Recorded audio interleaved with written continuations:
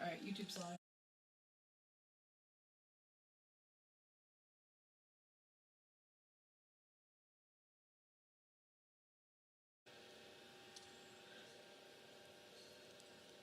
All right, can you hear me? I'm going to be giving you the countdown.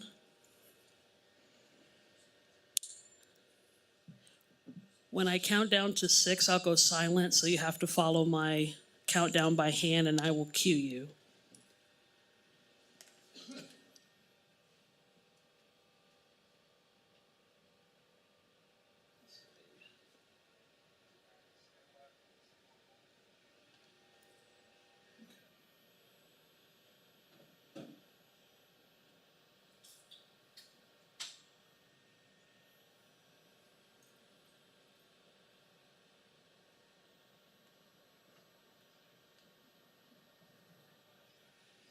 "45 seconds. Stand by."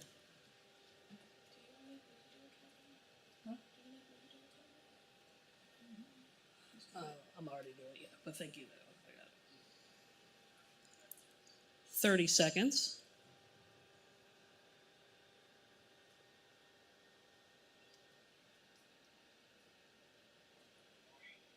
20 seconds. 10, 9, 8, 7, 6.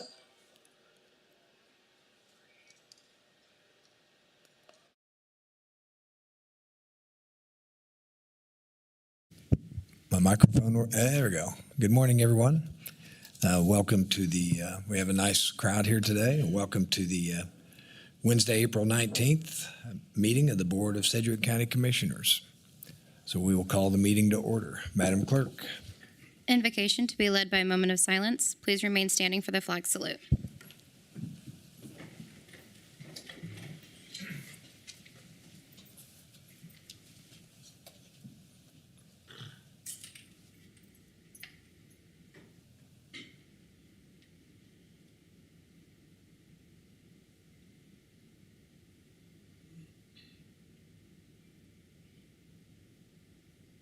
Thank you. Pledge allegiance to the flag of the United States of America and to the republic for which it stands, one nation, under God, indivisible, with liberty and justice for all.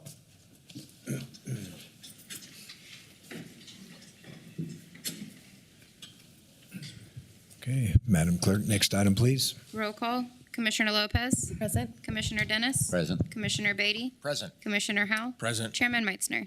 Present. Next item, please. County announcements. Nicole, welcome to the meeting. Good morning, Chairman and Commissioners. Nicole Gibbs of Strategic Communications. I know that you all are very aware, but I want to remind the public that we are still under the state-imposed burn ban for the month of April. You can do open burns again starting May 1st, and if you have any questions, please contact the Sedgwick County Fire Marshal. Environmental Resources is hosting a waste tire collection event starting tomorrow. On April 20th, Sedgwick County businesses and governments only can drop off their tires. On April 21st and 22nd, Sedgwick County residents can drop off their tires at the recycle. This will be held at the Sedgwick County Waste Yard, which is 4701 Southwest Street, from 9 to 3 p.m. There is a limit of 50 tires per load. Sedgwick County ComCare and the jail will be participating in the Mental Health and Substance Abuse Coalition Job Fair, starting with a virtual job fair going from April 20th to the 25th, and then there will be an in-person job fair on April 25th. This fair will focus on jobs for anyone interested in finding a career as a therapist, counselor, social worker, behavioral health nurse, case manager, and more. For more information, visit workforce-ks.com. Sedgwick County is hosting their own job fair at the Workforce Center on April 24th. This will be from 1 to 4 p.m. We'll have representatives from the Health Department, Public Works, Corrections, Sheriff, ComCare, Treasurer, and Human Resources will be there to help people explore endless opportunities and find their future here at Sedgwick County. For today's good news, it is April 17th through 21st is National Work Zone Awareness Week.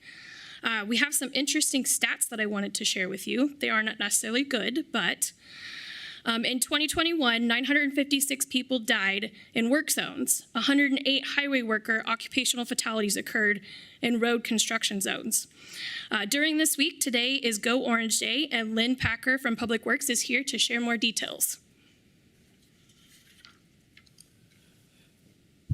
Good morning, Lynn. Nice outfit you have on. Good morning. It is Go Orange Day. National Work Zone Awareness Week is an annual spring event that's held at the start of construction season every year, and it's to encourage safe driving through highway work zones. It was established, I think, 26 years ago, 1997, and its purpose is to increase attention to the need for motorists to use extra caution in work zones. In addition to the grim statistics that was just shared by Nicole, 778 drivers and passengers in the U.S. died in work zones in 2021 alone. And that's in addition to the workers that were killed in those zones. It's more important than ever for drivers to slow down and stay focused when approaching and passing through roadway work zones. Staying alert, driving defensively, and abiding by the traffic laws is crucial for everybody's safety. Far too many crashes, both locally and nationally, are the result of inattentive driving or flagrant disregard for the traffic laws. I want to thank you very much for the opportunity to share this message to today's meeting. Today is Go Orange Day. Each of you have a orange vest for you, and wanted to just appreciate the opportunity to get the word out about this important week. Thanks, Lynn. Thanks for the awareness. Commissioner Dennis? Well, thank you very much. Actually, first thing this morning, I got a text from the number one person that advocates and cheers for public safety for transportation, Councilwoman Becky Tuttle. Her husband's in the audience today, by the way. And she wanted to remind me to wear orange. And she said she was going to be wearing orange. Now, I don't have too much orange except for hunting gear in my closet. So That's all we got you taken care of. I appreciate you providing something that's orange. And thanks for bringing this up. This is important. Thank you. Thank you, Lynn. We'd like to take a quick picture with you guys and your vests on with Lynn. If you guys could stay on there, Lynn can stand in front. Thank you, sir.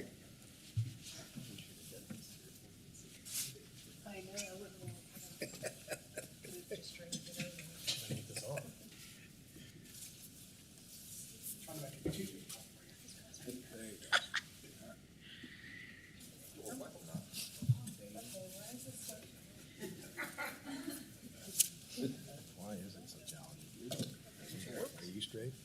Am I straight? What can you do? Pretty good. Help you out, brother. Thank you. Help me out, make sure I'm good as well. Do you need a hand? I got you. Feel like I'm It takes professionals to be able to do this. I would hate to be a Denver Bronco fan. I think orange is all of your color. You guys look great in orange. Thank you for saying that. For hunting.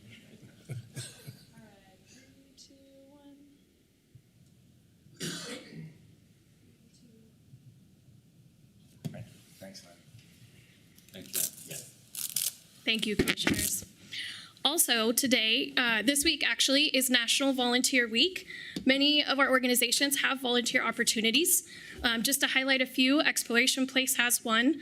Also, EMS, the zoo, and one that we have here today specifically is emergency management. I'm going to invite Cody to the podium from emergency management to talk about it. Morning, Cody. Welcome to the meeting. Good morning. Thank you, Chairman, the Commissioners. Cody Sharvett, Emergency Management Operations Officer. Julie Simpson and John Marr are both under the weather, or they certainly would have been here today for this very important presentation.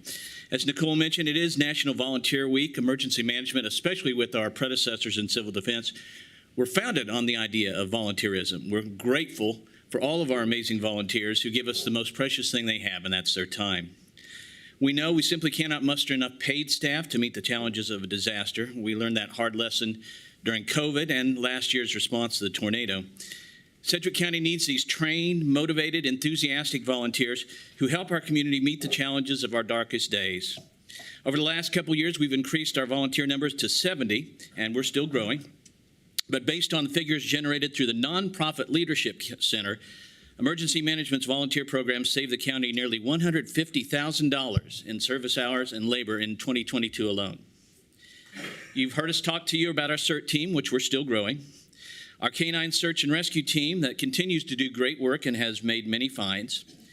But the standard bearer for our volunteers is our Radio Amateur Civil Emergency Service Team, which was founded locally in the 1950s. RACES is a program and protocol developed by the FCC and FEMA for emergency management agencies to develop auxiliary communication, backup communications. Our RACES team not only provides that critical backup, but they also serve as our storm spotters and in other roles as we ask them to. And it is especially appropriate to recognize them today since yesterday was World Amateur Radio Day. Several of the team members are here with us today to be honored for their years of service, but our most incredible newsworthy story for Volunteer Week is James Broadhead, who joined our RACES team in 1965.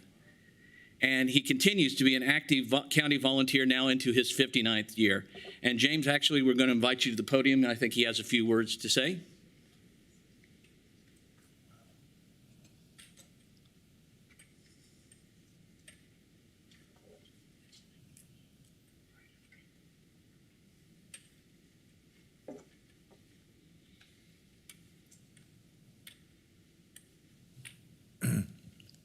Good morning, James. Welcome to the meeting. Congratulations.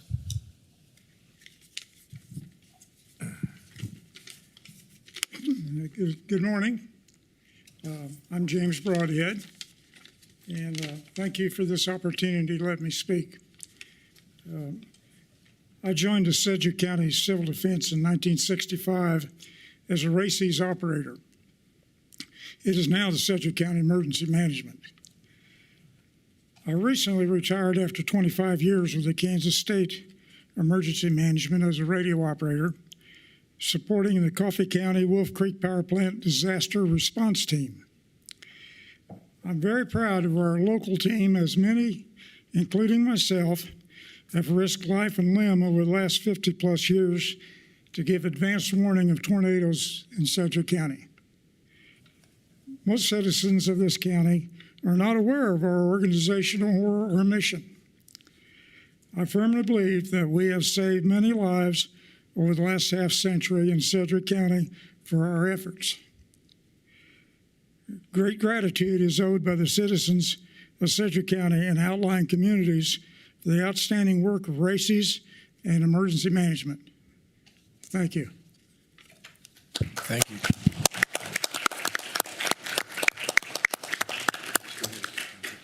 Okay.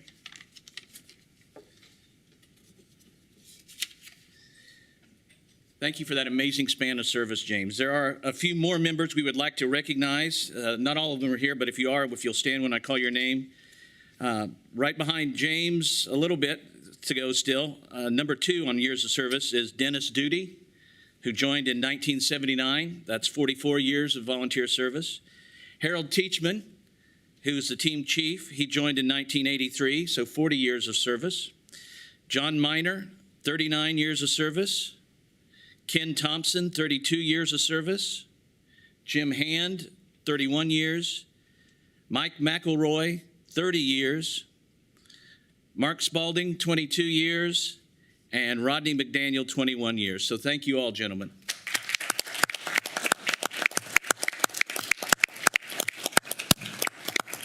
All I have this morning, Chairman. We are going to come down for a picture here in just a moment, unless there was anything from the bench.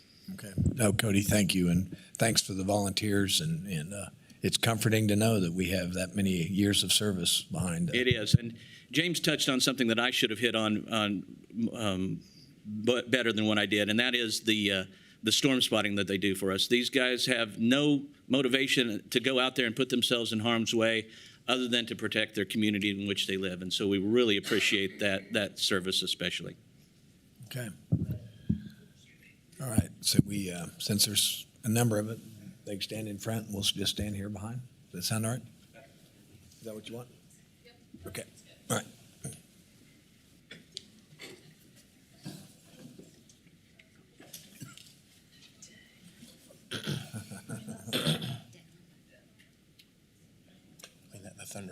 done a lot of history lately. Emergency management's playing a lot of history.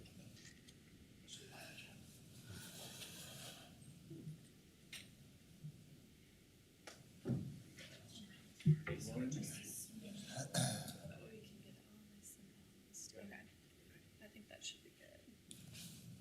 Okay, yeah, that looks good. Commission, that was slightly. You can see everyone's faces. There we go. Okay. Perfect. Okay, 3, 2, 1. All right, perfect. Thank you. Thank you, Max. Thanks again. Thanks, Jim. Thank you so much. Thank you. Thanks, Cody.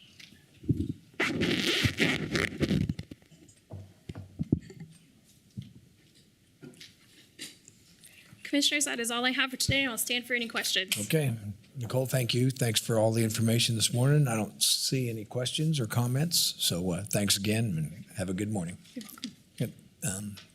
Madam Clerk, next item, please. Public agenda. Commissioners, we did not receive any emails by the 5 o'clock last night deadline, and there's nobody that's signed up to speak to address us. So unless there was something that came up at the last second, we don't have anything on the public agenda. So, Madam Clerk, next item, please. Proclamations. Item A, proclamation declaring Week of the Young Child. Commissioner Lopez. Thank you. Whereas the Week of the Young Child is an annual celebration of the National Association for Education of Young Children, the world's largest early childhood education association, the Week of the Young Child's purpose is to focus public attention on the needs of young children, their families, and to recognize the early childhood programs and professionals that meet the needs of the children who attend these programs. And whereas the first 5 years of a child's life are the period of the most rapid brain development and lays the foundation for all future learning, children need skilled, educated, competent, and consistent early childhood educators to foster their development. And whereas high-quality early childhood education depends on high-quality early childhood educators who ensure that children, with support from their families, have the early experiences they need for a strong foundation. And whereas high-quality early childhood programs provide important benefits to children, families, and our community, in 2022, Wichita and Sedgwick County had over 670 programs for children birth to 5, serving over 13,000 children. These programs are supported by early childhood professionals who make an impact on the children, the families, and the community. Now, therefore, be it resolved that Chairman Peter F. Meitzner and the Board of Sedgwick County Commissioners do hereby proclaim April 17th through the 21st, 2023 as Week of the Young Child and declare that early childhood educators should be valued and respected for the important roles that they play in the lives of children in our community. So with that, I will move that we adopt the week of April 17th through the 21st as Week of the Young Child. Okay, and I'll second that. So thank you for that proclamation. Any comments, questions? I don't see any. Madam Clerk, please call the roll. Commissioner Lopez. Aye. Commissioner Dennis. Aye. Commissioner Beatty. Aye. Commissioner Howell. Aye. Chairman Meitzner. Aye. Okay, and here to accept is Janelle Dean, Early Childhood Professionals Organization. Thank you so much for being here today. Yeah, good morning. Thank you, everyone. Thank you, everyone, for having me. My name is Janelle Dean, and I am the president of the Early Childhood Professionals Organization. And along with the Early Childhood Directors Organization, we are local membership organizations that support child care providers in various roles. These professionals support children and families through their daily work to provide a strong foundation for children. The first 5 years of a child's life is the most crucial time for growth and development. High-quality care supports children during the most important period in their lives and benefits the families and their community. We are celebrating these individuals who make an impact on children and families in the community with our 8th annual Week of the Young Child Impact Awards on Saturday, April 22nd. We have 157 people nominated serving in various roles in the child care field that were nominated by families that they serve to share the impact they are making on the children. Thank you to the Sedgwick County Commission for acknowledging the impact of the early childhood professionals in our community and recognizing their hard work and dedication. Thank you. Okay, thank you. Yeah.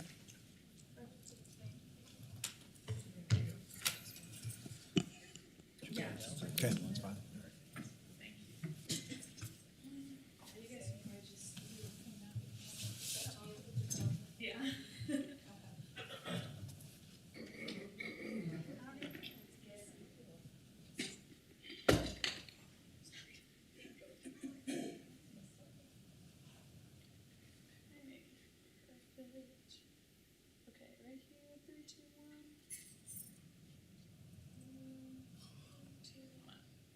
Thank you.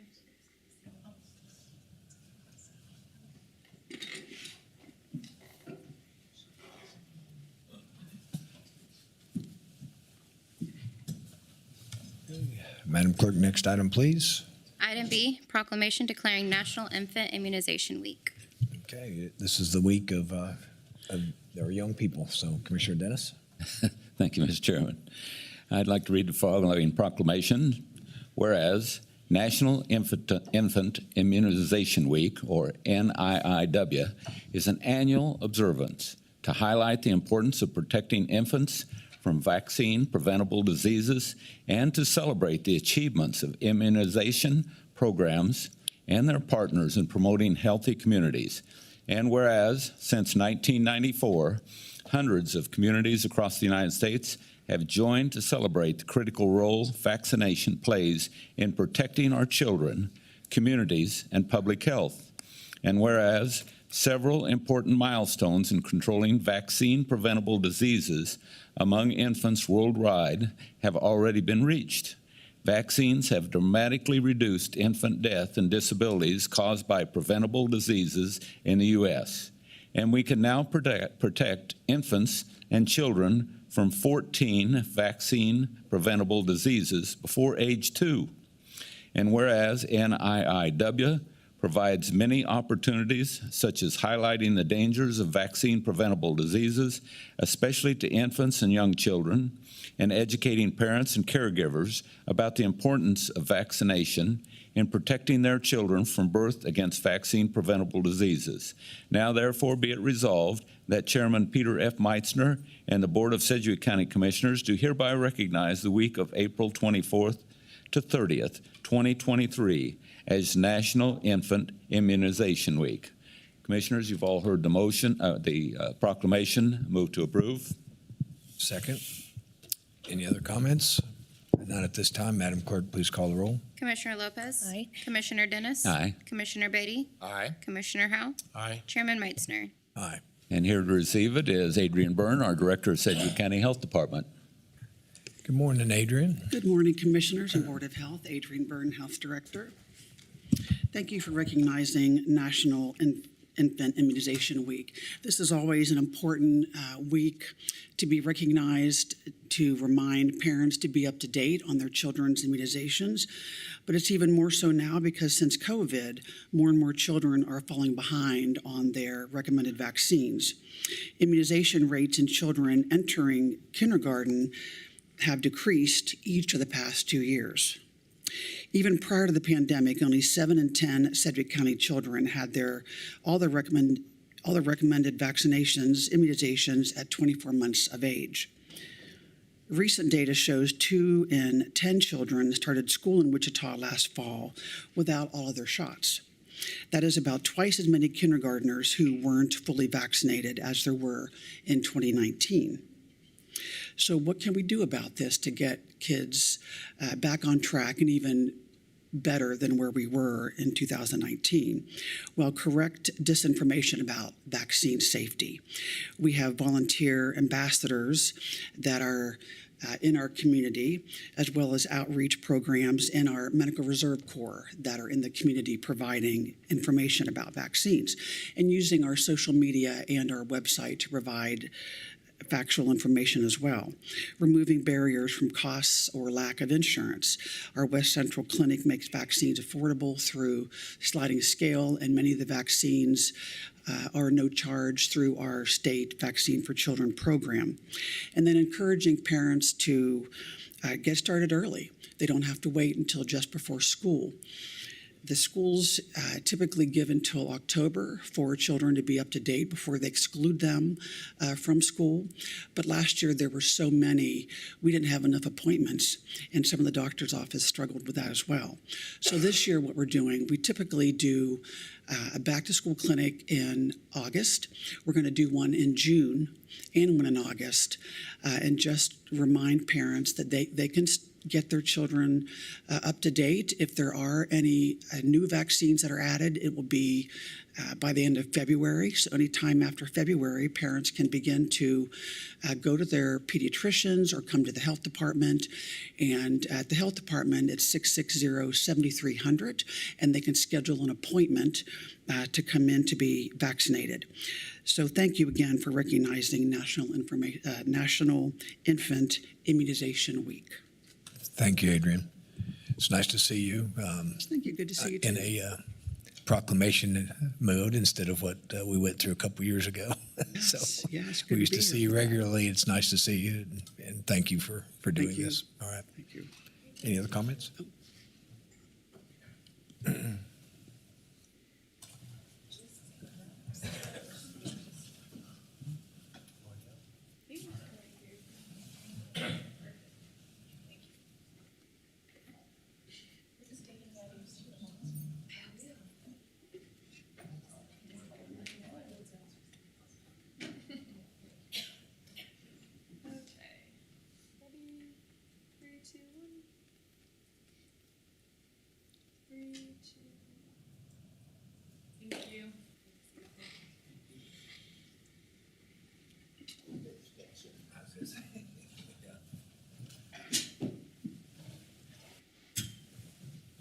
Okay, thanks again, Adrian. Commissioner Lopez, did you have something? Here's your light on? No, okay. All right, next item, please. Appointments. Item C, accept the resignation of Jay Plank from the Sedgwick County Advisory Council on Aging and Physical Disabilities. Okay, Mr. Papoon. Mr. Chairman, Mike Papoon, County Councilor. Mr. Plank is asking to resign from the Sedgwick County Board of Advisory Council on Aging and Physical Disabilities. Mr. Plank, I believe, is a holdover from previous county commissioner in District 2. And so Commissioner Lopez will get an appointment for this position. Okay. As you accept the resignation. Okay. Commissioner Lopez? Thank you. I just want to thank Jay for all of his work on this board, and with that, I'll just move that we accept his resignation. Second. Any other comments? Being none, Madam Clerk, call the roll. Commissioner Lopez. Aye. Commissioner Dennis. Aye. Commissioner Beatty. Aye. Commissioner Howe. Aye. Chairman Meitzner. Aye. Next item, please. Item D, resolution appointing Harley SCHAINOST, MD, as a Deputy District Coroner. Okay, Mr. Papoon? Mr. Chairman, Mike Papoon again, County Councilor. By state statute, the County Commission appoints a district coroner, and in turn, the district coroner can make recommendations to the Board of County Commissioners to appoint deputy district coroners. The district coroner, Timothy GORRILL, is recommending that we appoint Dr. Harley SCHAINOST as a deputy district coroner. We've prepared a resolution acknowledging the same and ask you to approve the resolution. Okay, thank you for that, and I appreciate the appointment. So I'll make a motion that we accept the recommended resolution appointing Harley SCHAINOST, MD, as Deputy District Coroner. Second. It's a motion and a second. Any other comments? Being none, Madam Clerk, call the roll. Commissioner Lopez. Aye. Commissioner Dennis. Aye. Commissioner Beatty. Aye. Commissioner Howe. Aye. Chairman Meitzner. Aye. Next item, please. New business, item E, project search graduation recognition. Good morning, Jeanette. Good morning, Commissioners. Jeanette Livingston, the Deputy Director of the Sedgwick County Developmental Disability Organization. I'm glad to be here this morning, and we're recognizing the 2023 graduating class of Sedgwick County Project Search students. You guys know this Project Search is a partnership between a school district and a business designed to provide real-world work experience for students with intellectual and developmental disabilities in their final year of school. Sedgwick County has actually partnered with Wichita Public Schools for 9 years, and so this will be our 9th class, and I'd like to recognize them now. We have Trayvon Fisher. Okay. Trayvon interned at Exploration Place. He also interned at the Sedgwick County Jail and Sedgwick County Print Shop, as well as now he's at Goodwill in the warehouse. His ideal job would be host or server at Chili's. you would like to say anything? And good morning. You don't have to. Okay. You're good? Well, congratulations.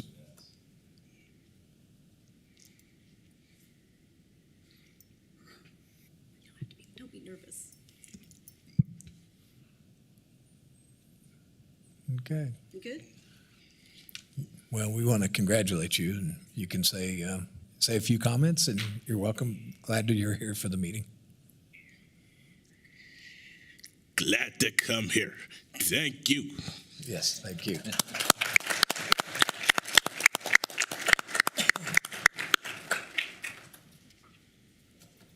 Next, we have Nikolai Giesen.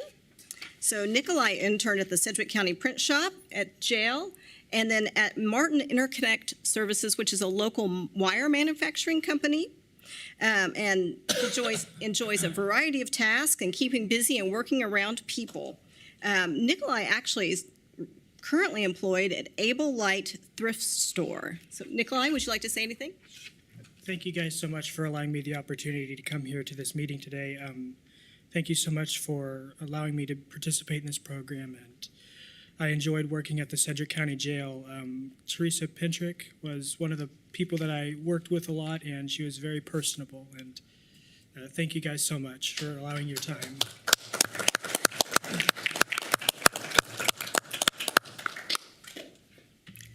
And Zachary Mumi. So Zachary interned at the Sedgwick County Information Technology Department, Via Christi Distribution, and Martin Training Solutions, which is the training company that goes along with Martin Interconnect wire manufacturing. Zach is a determined hard worker with an excellent attitude, and actually he just got a job at Dollar General. So Zach, would you like to say anything? All right.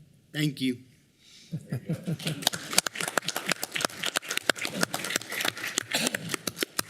Before I leave, I wanted to just shamelessly plug our virtual reverse job fair for the Project Search students. We do this annually. It's on a website. You see the link there, scprojectsearch.com, and it includes all the Project Search sites in Sedgwick County. So there's a site at Derby, Mays, Wichita Public Schools has 2, Sedgwick County and at Via Christi, and then Goodwill Industries, which is an adult program. Any employers looking for some folks that really want to work and that will hang around for their entry-level, high-turnover jobs, be well advised to log on, register for the Virtual Reverse Job Fair. It runs through May 15th. And I did want to just thank folks for this successful year. Our partnership with USD 259, I've mentioned it's 9 years now, but in particular, Chris Nichols, who's a Project Search teacher, she's been around for several years, and she's actually been helping out with the Sedgwick County as well as the Via Christi site. And Natalie Crow, she's our job coach, so she's the one that goes with the students to start a job and learn the job, and then she'll back out as they know the job. And John Pinka, who is our administrative contact with Wichita Public Schools. And also thank the Sedgwick County departments. We couldn't do this without them. Print Shop, Jail, IT, Exploration Place. We will have more interns next year, so we will be needing more Sedgwick County departments. So that'll be how I spend my summers, recruiting new departments. And last but not least, I did want to invite anybody who would like, we're having a reception on the 6th floor, room 629. Commissioners, hopefully your meeting doesn't run too long. You can come up and get some cookies and punch. Either way, we'll save you a cookie. But thank you. Thanks, Jeanette. Appreciate all the work, and congratulations to you all.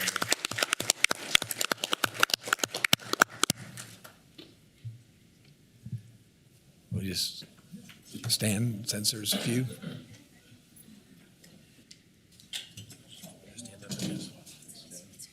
Since there's so many.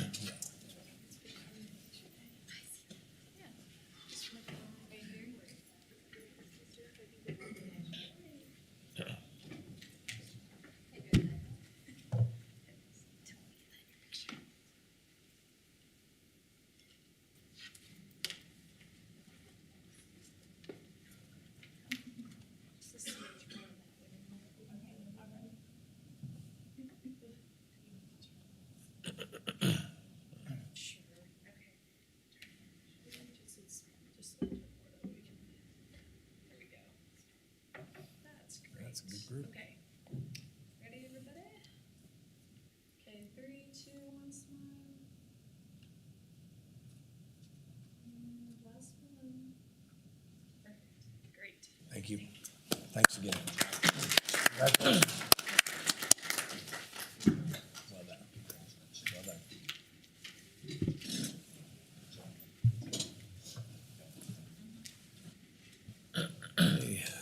Madam Clerk, next item, please. Item F, Exploration Place update.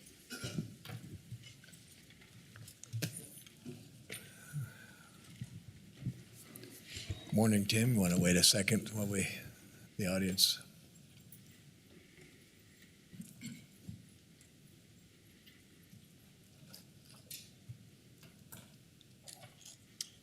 Okay. Good morning, Commissioners. Tim Kaufman, Deputy County Manager. As you're aware, there's a lot of energy and excitement happening at Exploration Place. They have recently completed a new strategic plan. One of the key elements involves a desire to activate more of the outdoor space surrounding their iconic facility. Exploration Place staff and board members have begun the process of considering options and developing plans. I know that Adam and some of the members of the board have had the opportunity to informally discuss with you what's going on, but today I'd like to invite Exploration Board Chair Patrick Goebel to provide you a progress update on their plans and have a discussion about the importance of this project to the community and to discuss funding considerations. Before I bring Mr. Goebel up, I'd like to point out that there are a number of EP board members here and other community supporters with us today. And after your discussion, my recommended action would be to receive and file. Thank you. Patrick. Okay. Thanks, Tim. Good morning, Mr. Goebel. Welcome to the meeting. Good morning, and thank you so much for having the opportunity to speak with you today. I am Patrick Goebel, and I'm our board chair. Honored to represent the board today. I know you all are very familiar with the mission at Exploration Place, the Sedgwick County Science and Discovery Center, but I would like to update you on some of our key metrics of performance lately. First, our attendance has bounced back to pre-pandemic levels, and we're actually setting regular monthly records month after month after month. And so we're really excited about the excitement and activity on any given day there. And I'm also excited our initiative for Access for All. We've been very successful. We've had great community support for that. And as a result, we've given admission to over 26,000 people and over 8,476 children through free field trips and 200 STEM camp scholarships. These are all people that got to experience Exploration Place and have their world expanded to what's possible. And that's really what drives a lot of the board and the staff at Exploration Place, is sparking that dream. But to me, one of the most exciting metrics is the over doubling of our family memberships. We're at 8,515 right now. And to me, that shows that the Sedgwick County residents really value their hometown science and discovery center. The average family membership attends Exploration Place 8 times a year. And we featured on social media, we had one family that actually visited 161 times. You take the price of a family membership divided by that's a pretty cheap date. As a father of 5 and 2 grandkids, I probably need to step that up. But what I'm here to talk about today is our new strategic plan was adopted in 2021.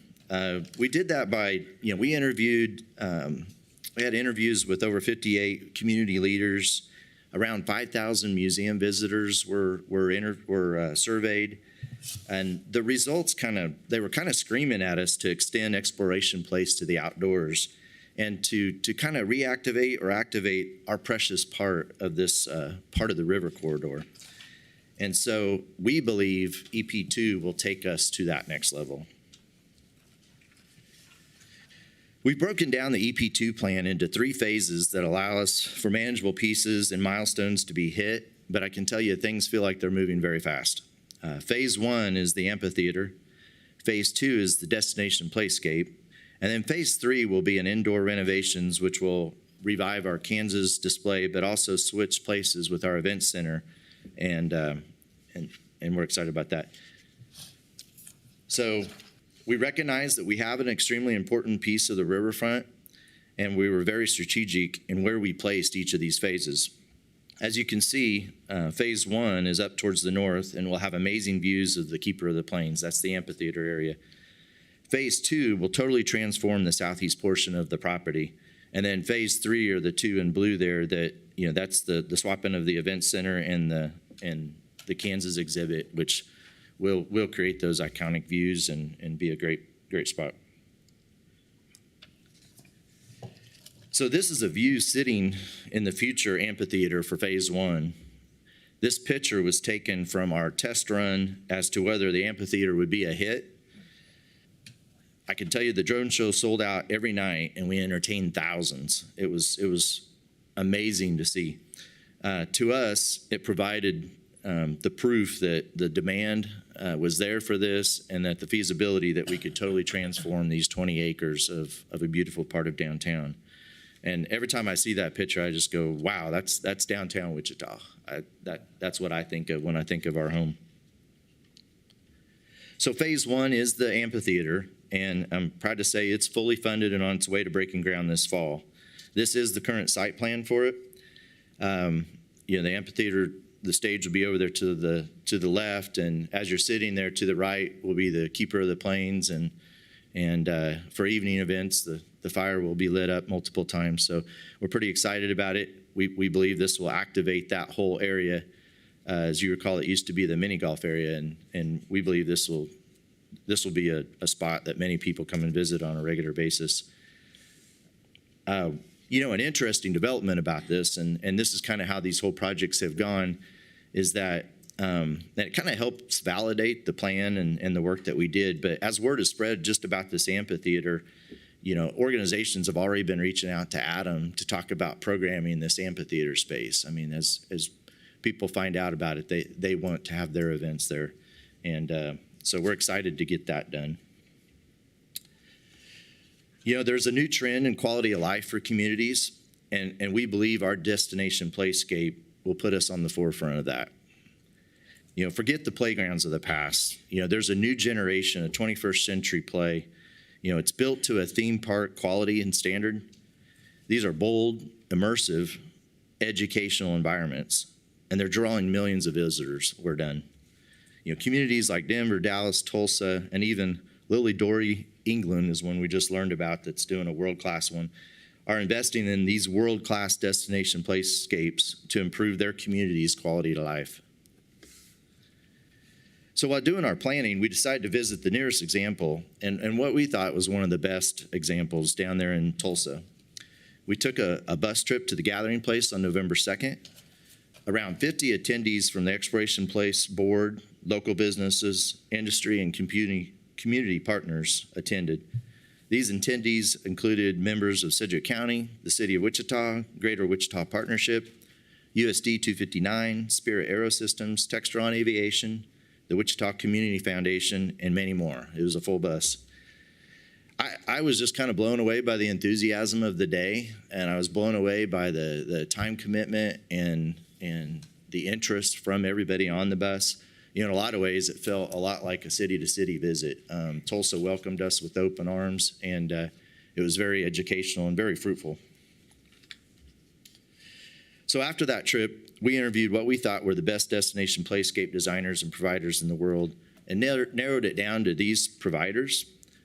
Now, all of the final ones chosen happened to be represented in Tulsa, but through their presentations, each of them clearly had a vision as how to make Exploration Place's destination playscape unique and special to our hometown, Wichita.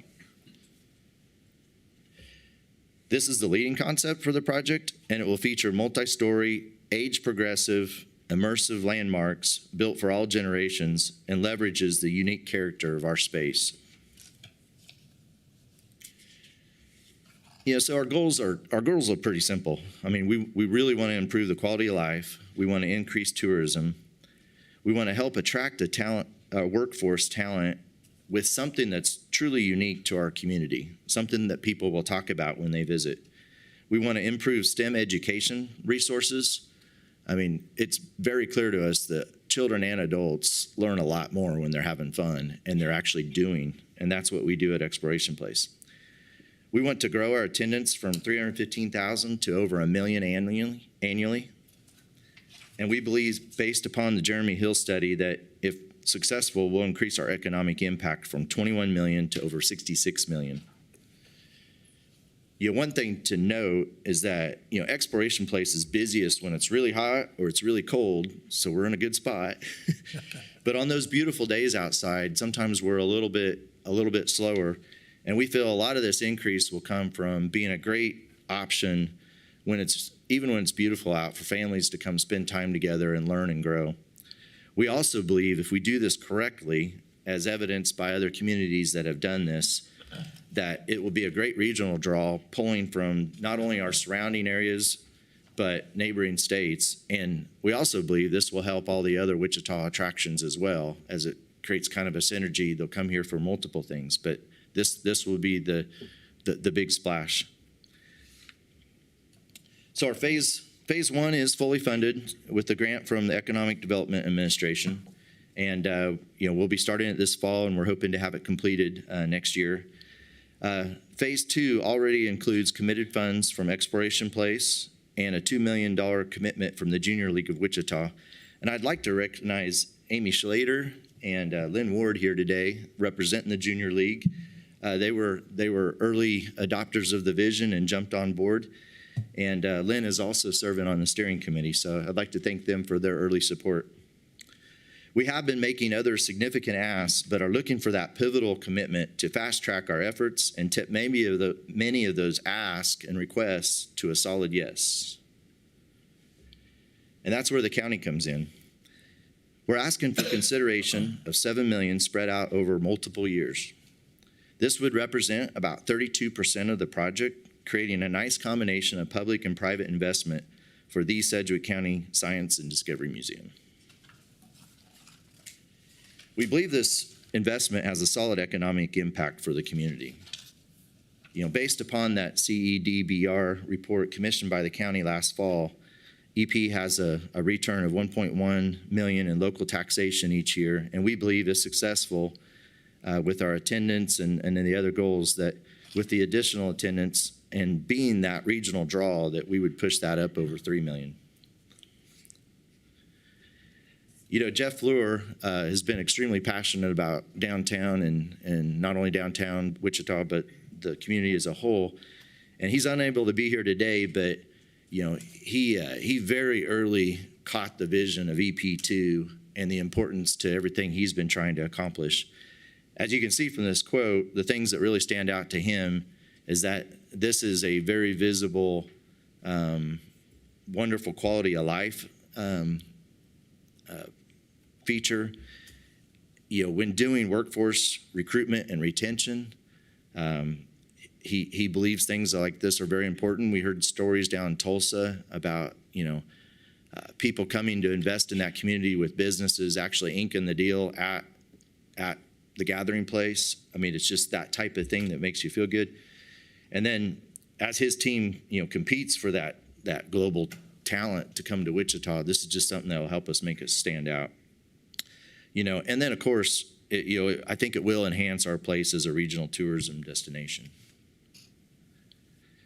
This is one of my favorite views of Exploration Place. As a ex-runner and a biker, I a lot of times will pause and look at this. It's absolutely beautiful. But just imagine, this EP2 will widen this view. Imagine an amphitheater to the right, which should be complete by next year, and then the destination playscape rising up over the left. Multiple stories, beautiful, and just the excitement it will create right there at the confluence of the river. And that new event space and the Kansas exhibit, flipping spaces, look at that front corner there. That will be one of the most iconic views in the city of Wichita. Our steering committee, under the leadership of Jason Neal from Textron, has been very active. We all have day jobs, but this has become our second job. And it's an amazing cast of community leaders that have really dedicated a lot of time and effort and their expertise. We've got designers, architects, community leaders, finance guys, everybody. And it's just an amazing cast of community leaders. I feel blessed to be a part of this board and to serve as our current chair. And with your help, we are so excited to take EP2 to the next phase. Thank you. Thank you, Patrick, and appreciate it. And recognize Adam. Congratulations on all you've done so far in your short tenure. It's been a real jet job. And Patrick Tuttle, thank you for your leadership as the previous chair. And then I see Gail is in the audience too. Gail, thanks for being a part of this future as well. We will stand for a couple of questions, Patrick, if it's all right with you. Sure. Okay. First, Commissioner Dennis. Well, thank you, Patrick. I appreciate you being here today very much. I've said a lot of times that this is one of two jewels that we have here in Sedgwick County between the zoo and Exploration Place. And I'm very proud that it is part of Sedgwick County. I did have an opportunity to go to that drone show that you had a nice picture of. I had a choice between Willie Nelson that night and the drone show, and I chose the drone show, and it was definitely worth my time. One of the things that I really like is one of your pictures has a missile in it. I don't know if you know, but that was how I spent my career in the military. I was a missile guy, so you got my vote already right there. Nice. The other thing I wanted to point out is that I work with veterans a lot.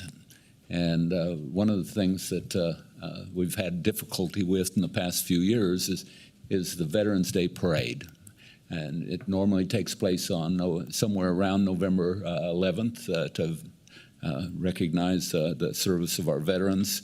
The problem is, over the past several years, how do we end that parade so that we can really recognize the veterans some way?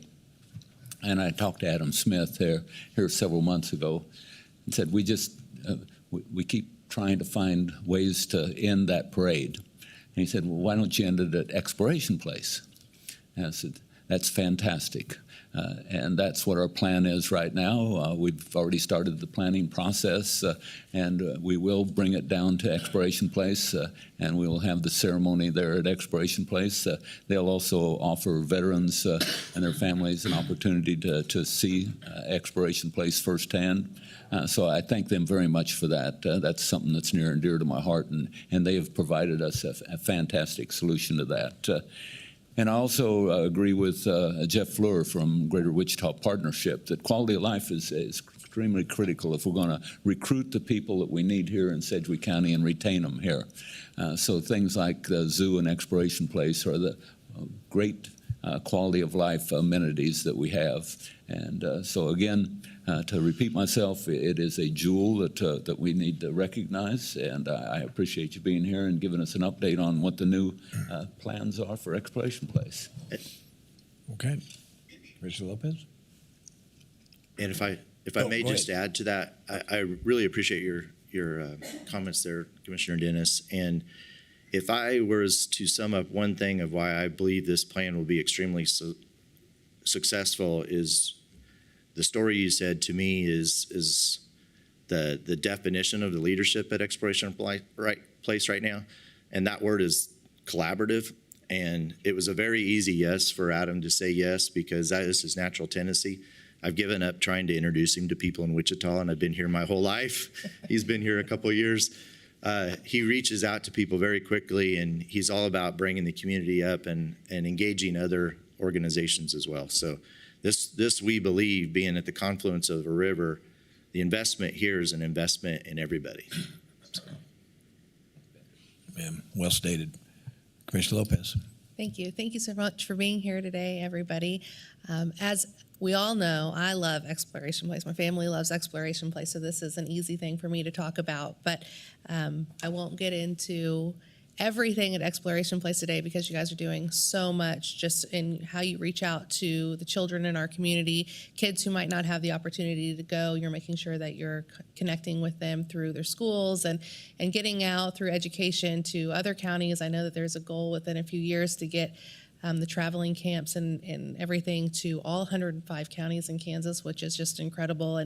And of course, it makes Exploration Place look great, but it makes Wichita and Sedgwick County look amazing as well. And so I'm really happy that we're doing that.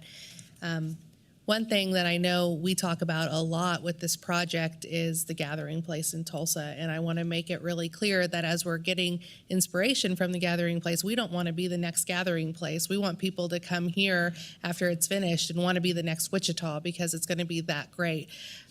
We are coincidentally using the same vendors for the play equipment that the gathering place is. So it's going to be very high quality, which I'm excited about. But as you see in the picture, I mean, that's Wichita, that's not Tulsa. And I think that's really important to differentiate because we do want to set something up different. We want to be innovative. And thankfully, Tulsa's been so great to work with so we can learn from the mistakes that they've made or, if they wish they could do something different. We have that in our pocket now and can go further. But as we're looking at this project, you'd mentioned in your presentation about Exploration Place right now is a really good place if it's hot or if it's cold. But we're taking all of that into consideration through landscape and shade and water play and everything else. So even on the days that are very hot, we can still have it comfortable enough that people will want to go and be outside. We're making sure that we're taking into consideration comfort for parents because obviously if the parents aren't comfortable, they're not going to take their kids to this. And so we're taking a lot of these practices into consideration on how we build this and to making it as good as it can be. I think about it through the lens of my own family. I have kids from 3 months to 17 and what that looks like for us. And I love talking with the landscape architects and the playground equipment manufacturers because they take all of that into consideration. How can I, as a parent, go there with all of my children and feel comfortable knowing that I can see them and I can do everything that I need to do to have that comfort level? So I am extremely excited about this project. I'm so grateful that I get to serve on this committee as well, so I get to be a part of these conversations and have more detail. But thank you so much again for being here. I can't wait to get this started. I can't wait to get the amphitheater going this year and have that started because that's going to be just a huge asset to our community, just that alone. So I just appreciate your time. Thank you. As Patrick, you probably know, as a board of commissioners, we all serve on various boards, and Sarah had a passionate request to be on this board, and she has delivered. And Sarah, thanks for all your hard work. Yes, thank you. And your participation representing the commission on this board, and her enthusiasm is stated so for the record, so to speak. But it is probably one of the most engaged boards I've ever been on. This is my second stint on it, and I enthusiastically came back because of the leadership and the experience from the first time. So. Yeah, well, thank you. And Commissioner Beatty. Thank you, Chairman. Thank you, Patrick, Adam, and EP team for being here this morning and for this presentation. I want to talk a little bit about and get your feedback on how EP helps to attract workforce talent, and more specifically, what role does STEM educational resources play, not just for our present, but for our future, as we're stabilizing our DNA of being a manufacturing community, but also as we start looking ahead where we want to go as a community with investments and growth and tech and growth and medicine and medical. Like what role EP, I believe, plays a unique role in where we're going as a community. And can you give any insight or highlight as to what that is specifically? Yeah, I think that breaks down into two pieces. And the first is just a real easy, obvious kind of on the surface. And that's that I think the investment in this is actually an investment in that whole downtown corridor. I think the investment will be a catalyst for all the future development, kind of from Kellogg clear past the Cowtown and the Indian Center and that whole area. I think that whole area will become our gathering place, and we'll be kind of the center point of that. You know, Adam's talked about, you know, we want to make sure we have, you know, some very iconic large pieces that are that Instagram photo thing. And that's when it comes to attracting, like if you brought your family to Wichita to consider moving here, we've all heard the stories that, you know, once somebody's been here a couple of years, they never want to leave, but sometimes getting them to get in the car or in the plane to come to Wichita is a little tough. Well, this is just one of those very visible things. And the heart of downtown, you know, some areas, their downtowns are dying, ours are growing. The other investment that's been talked about in the downtown area, we just really feel this will help be kind of our, you know, central gathering, you know, park and And from that standpoint, the second piece of your deal from a STEM development, one of the reasons I'm passionate about Exploration Place is that it's really tough. You have to get to children in the middle school ages, but at least by high school. Once they've gotten through to that point, they've kind of made up their mind on a lot of things. And the travesty is a lot of children in middle school don't know what can be. Some children have great opportunities and have great examples and see things, but everybody has that ability and that equal, kind of opportunity to go make something. It's just some people don't see it.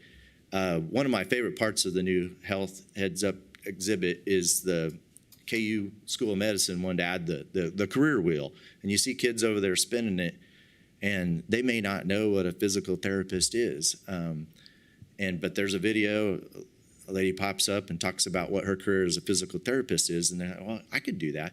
And that one kind of touches my heart because my daughter had the opportunity to go through the Health Academy at Bishop Carroll, and she got to refine down, and she's now a doctor of physical therapy. I don't think she ever had any vision. My third daughter is studying architecture at K-State, and it wasn't until I had her go shadow an architect for a day, and she came home and said, I absolutely want to be an architect.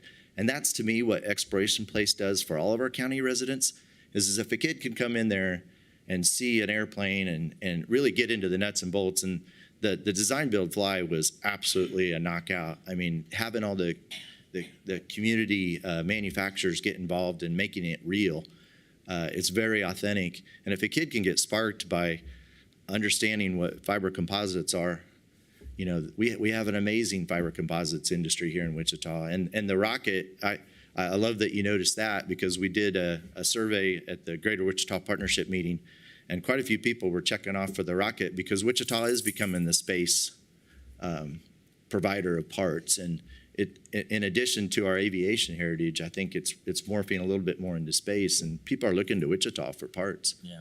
And so I think if we could spark kids to get there, they'll go to, and we happen to have one of the best. I served on the Barton School of Business, but NIAR is just an amazing deal. And if we can spark kids to go straight to NIAR, they need hundreds and hundreds of engineers that can actually start working when they. So if a kid in high school can figure out that he or she can be an engineer, and if Exploration Place can make that happen. Well, it's a story about EP that I like to tell. Yeah. 26,000 free admissions, 8,500 field trips. As we look at just the quantitative dollars of investment and quantitative output for return on investment for this community, there's a qualitative data there too. As we look at what we're building in the future and the type of workforce we're building and investing into, I think EP has a big role in that, and it's a story that I like to tell, more so than just the enjoyment and the activities that are there. But it's just an investment into community, and I appreciate all that you guys do there. So thanks, Patrick. Appreciate it. Thanks, Chairman. You bet. And Commissioner Howell. Thank you, Chairman. I also was privileged to serve on the EP board for a number of years, and I left reluctantly. I got pulled away. We have to fight each other to serve on these boards, apparently. But anyway, I think I got to serve with you the last time you were on that board, so appreciate your leadership. And I have to just shout out to Adam Smith. He's been the best director, president, what's the right title? President, the CEO of Exploration Place that you could ever ask for. He's been a tremendous visionary for Exploration Place, and I'm just really thrilled that he's in that position. And I know it's in good hands because he does a great job. So I thank you, Adam, for what you do there. I think this is one of those things where if you go down in that area, it's neglected. But it's such a prime piece of real estate. I cannot imagine how we got to 2023 without that being developed. It's amazing opportunity for this community. So this is obviously something that needs to be done, and I can't imagine a better plan for those two sections of property on either side of Exploration Place. This is a good plan. I do have a couple of, and these are legit questions. I really just don't know it. We had a briefing before, but I don't know that I remember some of the details, or maybe I don't know that I asked these questions at the time, or if I did, I apologize for asking again. But this is being in the heart of Wichita. Is Wichita investing anything into this as well? Adam, would you like to speak to that? They are part of the funding plan. We just haven't gotten to that point yet. Okay. Well,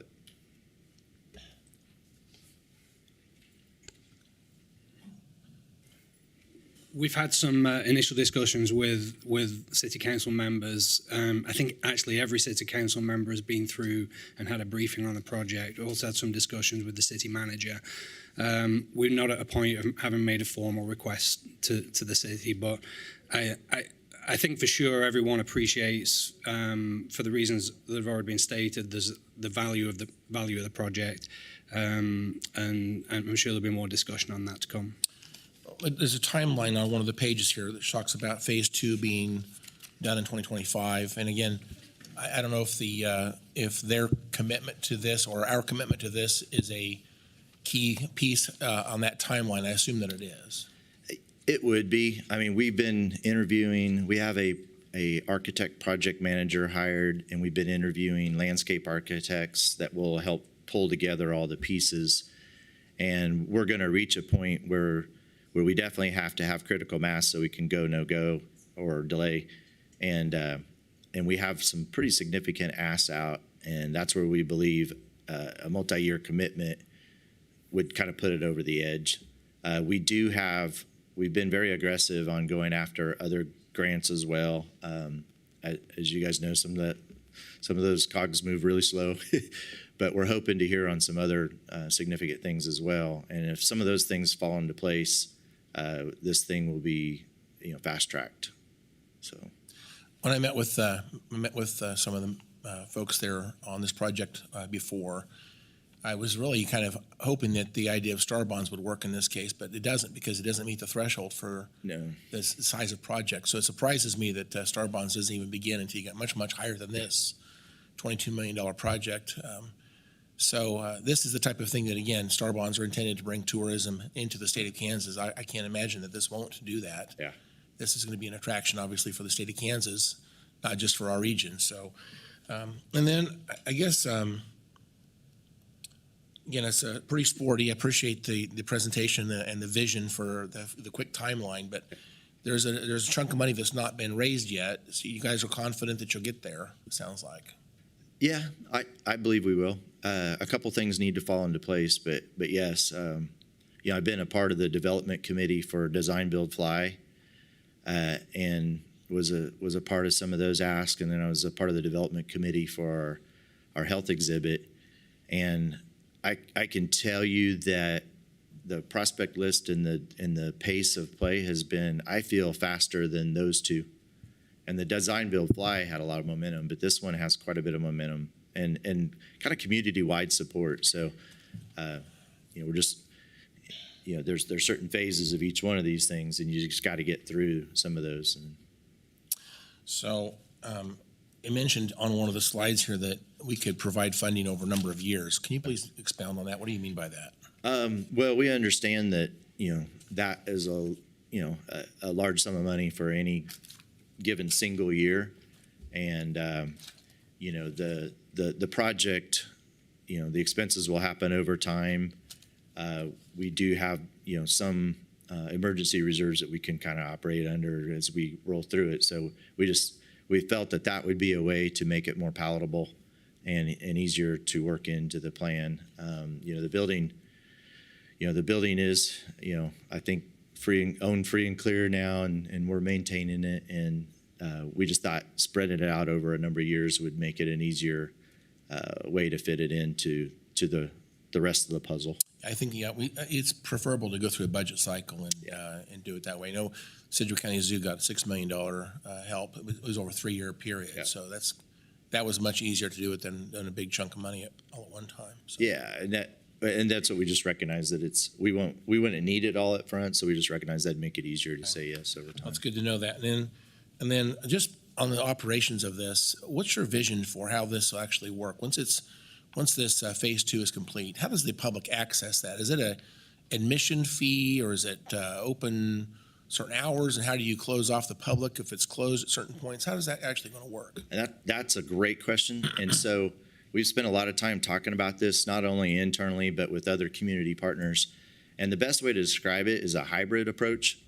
So like the amphitheater and, of course, the river access, which we keep open and are required to, that whole portion of the whole facility will always be, accessible unless there's a gated event. The destination playscape, I mean, the amount of investment, we just absolutely could not leave this open to the public 24/7. Even the gathering place closes at certain times.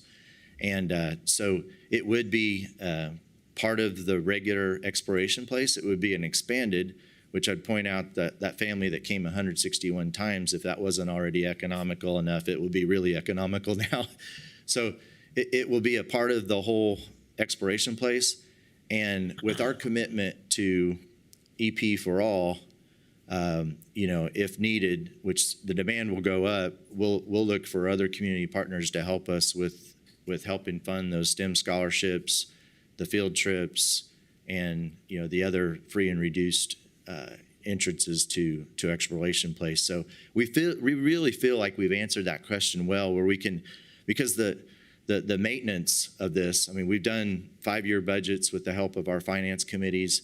That we're gonna have to hire, not only people to help man the event or the space, but you can imagine. I mean, we're gonna have to up our. We have one groundskeeper today, and we're gonna have to significantly increase that because we'll have a beautiful array of plants helping shade everybody.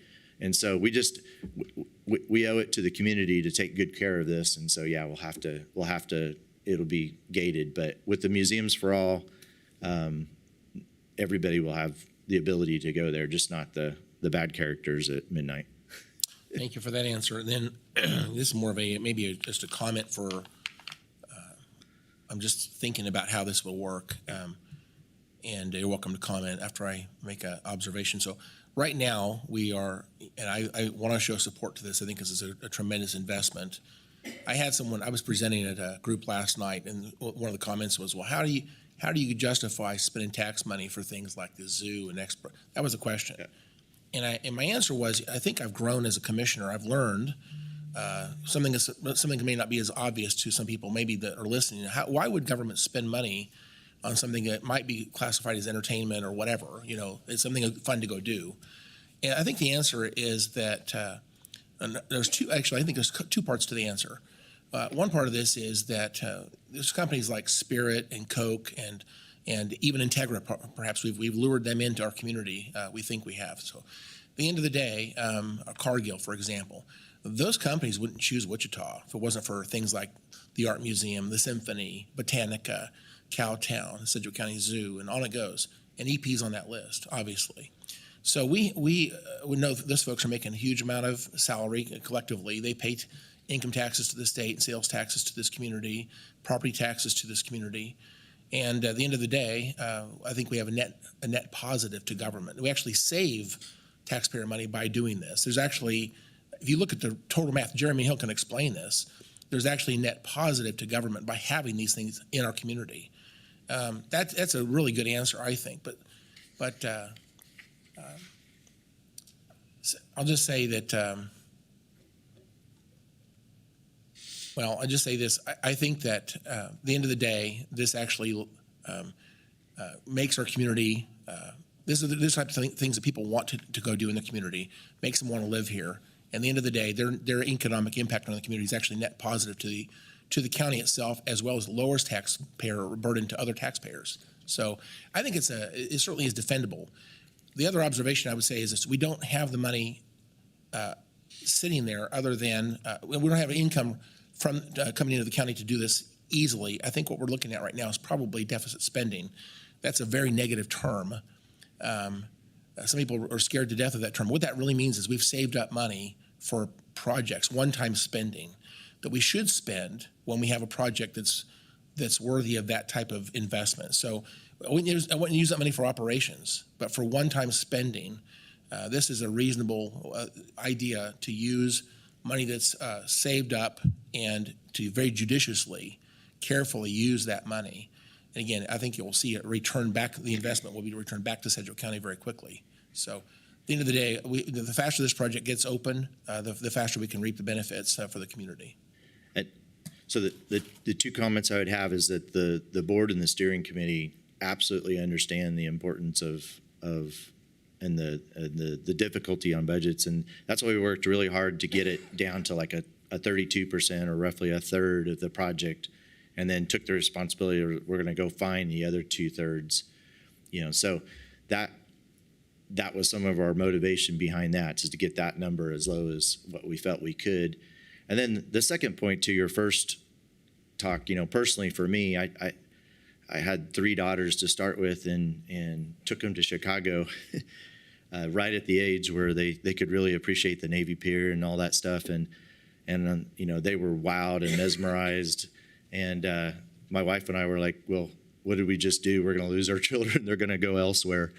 And I'm happy to say I've got a 27-year-old that's, putting down pretty strong roots in Wichita. My second daughter I thought would probably move, and she's put down really nice roots in Wichita. And then I believe my third daughter will. The other 2 are still in high school and grade school, but it warms my heart that they're going to call Wichita home. And to me, it's because there's wonderful things like this and all the other things that we have today, but yet livability in Wichita is awesome. I mean, I think I live 10 miles from work, and it takes me 12 minutes to get there. And you can't say that anywhere else. Yeah, and just to comment to my own comment again, so we all do what's called deficit spending, whether we realize it or not. We save up money for a vehicle or save up money for some purchase that's unusual. Maybe we go on vacation, we save up money. Maybe one year you save up money and you spend less than you took in that year, and then the following year you spend some savings for something that's important. We all do that inherently, but when government does it, it looks like you just classify it as deficit spending, but honestly, that money should be used. It's taxpayer money. It needs to be invested. It's the taxpayers' community. They want it to be very carefully used for things that they care about. So this is why I think that does make some sense. I don't want to be irresponsible with those funds. I want to be very, very thoughtful and judicious with what we do. But this is one of those things where I think, but for Sedgwick County, this won't happen. We have to be involved in this. Go ahead. And if I may just add one thing on that regards, the original investment in Exploration Place has proven to be a great asset. It's now 20 years old, and it's actually gotten better with age. We didn't even bring it up in this, but the iconic building was a Moshe Safdie, which he went on to be a world-renowned architect. And he spoke at our 20th anniversary. Unfortunately, we had to do it virtually because of COVID. But he talked about how proud he was of the work that he did here in Wichita. He went on to do Crystal Bridges and where's that? The Singapore? No, Changi Airport. But he just kind of published an autobiography, and if you open it up, I think the centerfold is Exploration Place. So it's been a good investment in the community, and it's after 20 years, it's still something that feels brand new. And you guys do a good job taking care of the building, and I totally agree. Every time I go through there, it's like there's something new every time I walk in the building. Yeah. So, again, the county has a long-standing relationship with Exploration Place. We've paid installments on the cost of the building over, I think, 20 years or so. So, at the end of the day, we're already invested. Let's just make it a little bit better. Thank you so much. Yep. Thank you very much. Yeah, lights out. I've gotten the hook. Mic drop. Thank you. Whoever did that, I appreciate that. No, and I tell you, thank you. Without a doubt, the Junior League stepping up. I know Junior League has a lot of people and asks, and you've got a large group that each have their individual. What should we support? What should we not? And when I first heard that Junior League was all in on this, that's I know it's not an easy task, probably behind the closed doors, but I tell you that's really profound, and my sincere thanks to you guys for doing that. Please share my appreciation to your staff or your executive committee. So thank you. So I think Just want to make a motion to receive and file. And I'll second that. So make a motion to receive and file. No other comments. Madam Clerk, please call the roll. Commissioner Lopez. Aye. Commissioner Dennis. Aye. Commissioner Beatty. Aye. Commissioner Howe. Aye. Chairman Meitzner. Aye. Thanks again, Patrick and Adam, for all you do. So motion carries. We will have received and filed. Okay. Next item, please. Item G, consideration of a grant in the amount of $298,213 from the Bureau of Justice Assistance for the FY 2023 Formula DNA Capacity Enhancement for Backlog Reduction Program. Well, good morning, Dr. Shelley. Good morning, Chairman, Commissioners. Shelley Stedman, the Director of the Regional Forensic Science Center, and I am here this morning seeking your approval to submit a grant application for the DNA Capacity Enhancement and Backlog Reduction Program grant in an amount not to exceed $298,213. As you probably know, this is a formula grant. It is awarded to the state of Kansas based on the number of reported Part 1 crimes, and then the state must divide that money among the agencies that provide forensic biology and DNA testing services. The total that was allocated to the state of Kansas this year was $1,080,333. The DNA laboratory operates with a great deal of technology, both in the form of instrumentation, robotics, and software, and all of those require annual preventative maintenance and calibration to ensure the reliability and accuracy of our data. And a good portion of the award money will be used to carry out those annual performance verifications on the critical instrumentation that is used to extract, quantify, and type DNA samples. In 2006, I, along with the current DNA technical leader of the Forensic Science Center, Sarah Gehring, and a visiting scientist from Germany, Dr. Zita Kronajki, we began to investigate the use of a small-scale robot for the extraction of DNA samples. It was new technology. It had been specifically designed for use in human identification for forensic purposes. And we published our validation work in the Journal of Forensic Science, Medicine, and Pathology. That same robot has been used in our lab now for 17 years to extract thousands of reference samples for people believed to be related to crime scenes. And now we're seeking to replace that small robot and move on with a newer version, not because it's not running well, but because they're no longer going to supply us the extraction cartridges and the consumables that we need to operate our older robot. As you all know as well, over the past couple of years, we've experienced an increase in pricing for every provision we purchase. Obviously, the forensic laboratory is not immune to that, and we've seen trends in some supplies increasing in cost by 93%. We've not specifically had an increase in the general fund to address those cost increases over the last 2 years or for some time period prior to that.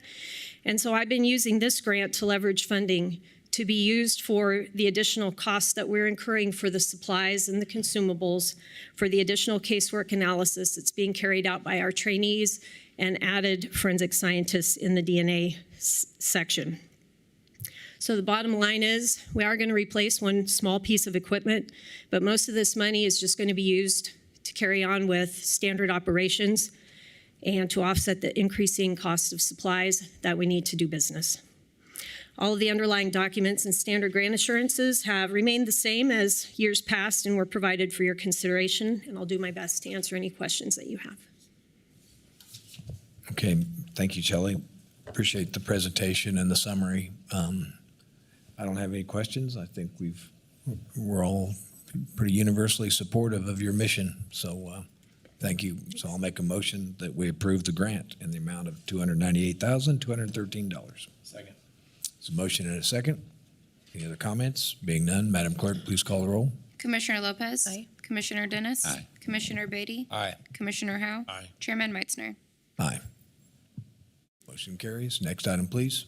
Item H, resolution establishing the Municipalities Fight Addiction Fund. Good morning, Lindsay. Good morning, Chairman. Good morning, Commissioners. I feel, Lindsay Poverso, your CFO for the record. I feel very small talking to you about a fund after your fun, exciting updates from Exploration Place and Dr. Shelley's robot. But this is a good news story. So since I have been CFO 6.5 years, it has been truly a dream of mine, and it makes me uber nerd, to get a fund for our different things that we do here at the county. Now, this first one that we're talking about today, and then we'll have another one. Sorry, thank you. This first one is the Municipalities Fight Addiction Fund. So this is tied to the opioid funding that the county has received. And as we've heard from Justin Wagoner, we expect to receive significantly more over the next 10 to 15 years. And so what the legislature did this year is authorize the creation of this specific fund to house any dollars that are received and also to allow us to more cleanly show how those dollars are spent and are aligned with the requirements of the settlement agreements themselves, as well as the MOU that was signed with the Attorney General. Now, to date, the county has received $1,185,927.84 in opioid settlement funds just since late last year. As of today, you all have authorized 2 uses of those funds, and so that activity is occurring in the general fund. The first, of course, relates to the Regional Forensic Science Center for a liquid chromatograph tandem mass spectrometer for about $315,000. And then you also authorized $49,000 as a grant agreement to support the sheriff on the fentanyl awareness campaign with middle and high school students and their families.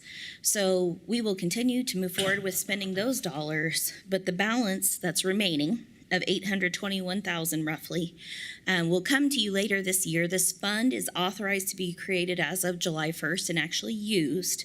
It takes us some work to get that done in the system, which is why we're coming to you today. But we will move those funds over and we will spend everything from there out.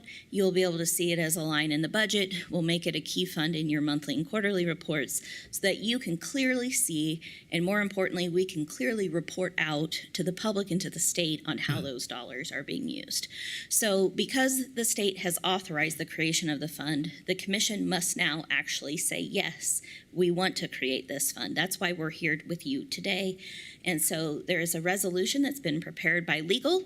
And so I would encourage you to celebrate this good news and pass the resolution.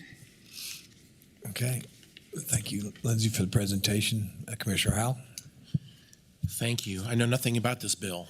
Yeah, nothing at all. No, not true at all. I've actually made three trips to Topeka, and I reflected a little bit on last year's timeline. I know we all said it was a little bit late in the process, but I don't know that I agree with that. HB 2676 was last year's bill.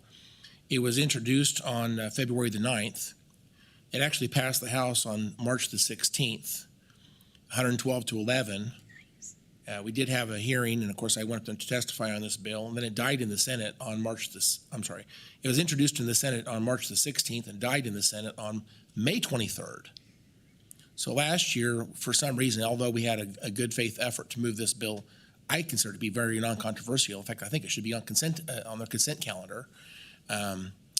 We tried very hard last year to move this bill forward, and they claimed it was a timeline issue, which I don't know why that is. But this year, I made 2 trips up there. I think, and I'm not the only one that lobbied hard to make this bill pass. We had our lobbyists involved, and I know I at least had you talk to one legislator, maybe others, but there was a lot of skepticism up there about, are we growing government? Are we adding new fees? And I had to explain to those folks, we're not adding fees. We're simply managing the money we already have. It helps us keep track of it. It's about transparency and accountability. In fact, there's one sentence on the backup material, which I think I've ever seen this before. It says alternatives, none. It says the MOU with the Attorney General states the settlement funds must be held in a separate account. That's a very strong statement. It is. And so again, I don't know what option we really have. I think we have to kind of vote yes on this today. Yes, please. And I'm thankful that we finally have this done. It's been a long time to do this. And by the way, just for the record, cities can do this under their constitutional home rule. They don't have to ask permission from the legislature, but we have to ask permission. So I just find it to be a little bit clunky that the statute apparently doesn't trust counties to manage money. We have to go ask permission to have a separate fund to keep track of the dollars we already have. But that aside, Mr. Chairman, I make a motion we would adopt the resolution. Okay, I'll second that. But first of all, another comment or question? Commissioner Beatty. Quick question. Thank you, Chairman. I get a lot of questions from the public about these opioid settlement funds. You give it just a really brief, high level. What is this? How much are we expected to get? There's a lot of confusion in this, and I'm trying to relay that to the community in many regards, and sometimes that's been a challenge, that we really don't have a firm idea of how much we're getting and when we're getting this. If you could just add a little color to that, I think it'd be helpful for the public. Absolutely. So first, I will defer, I'll give up Mr. Papoon, our county councilor, any opportunity to speak to any updated information on estimates. And if he doesn't have any, I'm happy to field it from. I don't have any right now. Okay. Is Justin, I know Justin's here. There he is. Lucky Justin. While he's coming up along those lines, Lindsay, we had CARES money, we had disciplines around that, disciplines around ARPA. You might, as you're doing this, you might explain what our limits are and how we can, because we are getting a few requests as well about, could be education, or obviously we've approved some things, but. Absolutely. So, I don't mean to circumvent Commissioner Beatty's question. Well, I think it's a complementary question to what he asked. So I will field this part of the question first, and then I'll turn it to Justin to maybe give us an updated estimate of what we expect to collect. So the settlement agreements are really with the state level. While the county, and I believe Commissioner Dennis has spoken to this several times, while the county was really an initiator of all of this within Kansas, eventually the state kind of took it over. And so the way this funding happens, sorry to poke a sore spot, so the way this funding happens is it is distributed down through to us, and we have an MOU in place with the state of Kansas that really dictates how we spend these dollars. And so they're very specific that the funds may only be used to prevent, reduce, treat, or mitigate the effects of substance abuse and addiction. And so, yes, to your point, we have had significant discipline with CARES, with ARPA. We have managed those through a stimulus fund that we were able to create actually after the 2008 recession. And audited proof. And Thank you. yes, we have had 2 perfect audits in a row. Thank you. Here's hoping 2022 continues the streak. Repeat those 4 again that we can use. We need to understand. Prevent, Prevent, reduce, treat, mitigate the effects of substance abuse and addiction. Okay. And so you all had a presentation in a staff meeting where a number of county departments were able to bring to you the issues. Obviously, you just had your public safety roundtable last week where you heard that so much of the crime in our community is driven by this.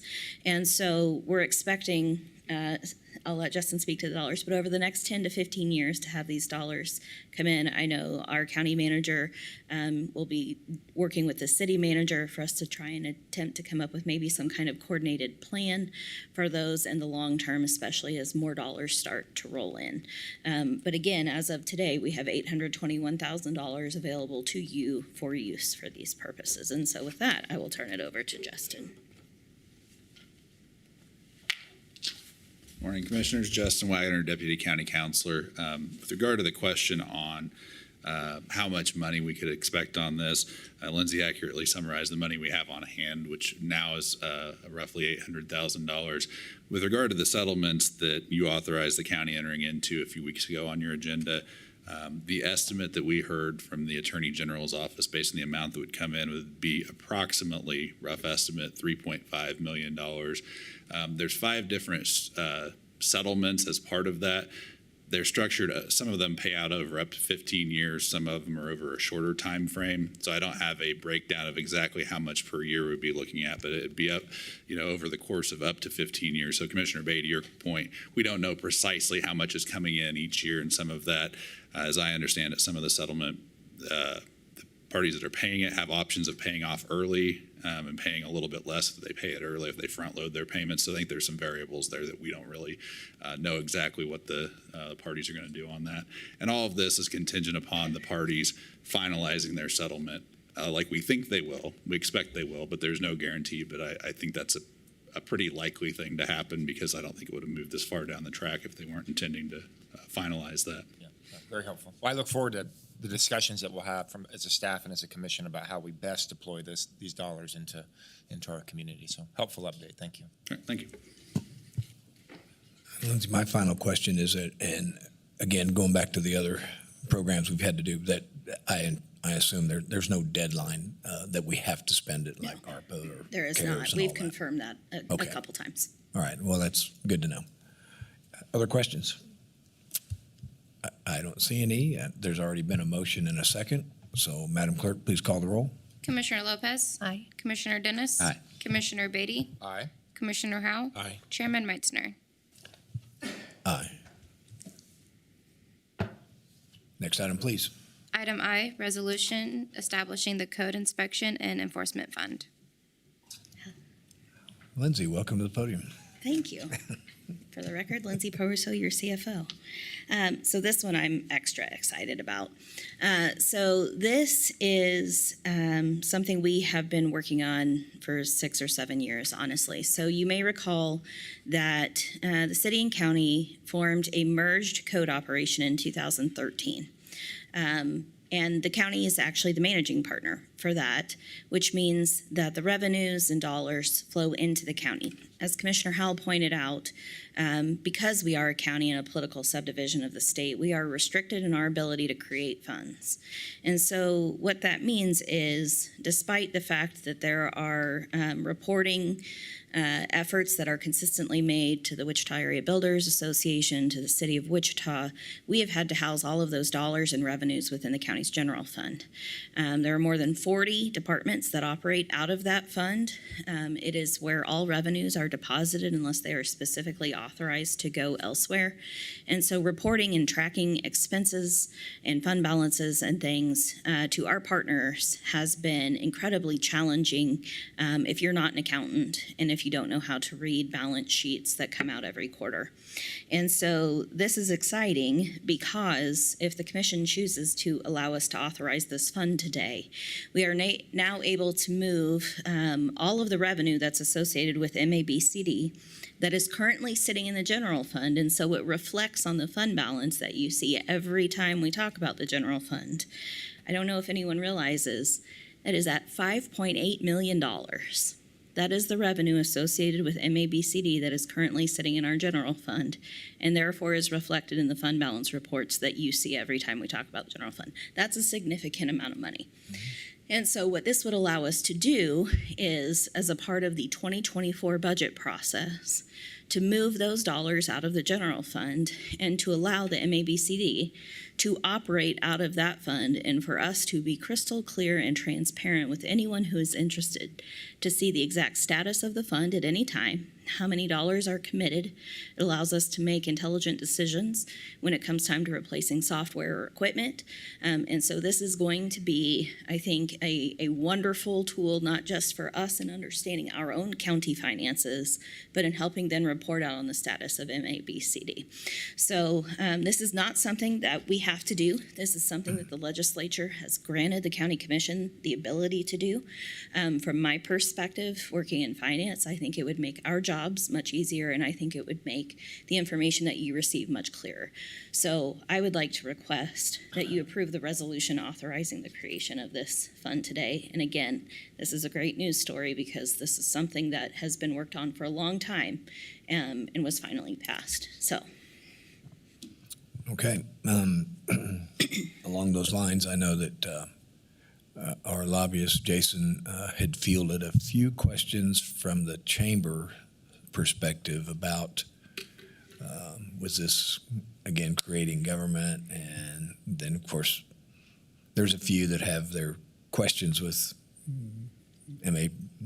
that group. So, but I think Jason has done a nice job of explaining this is really transparency. It's just accountability and truth in finance, so to speak. There's not a policy.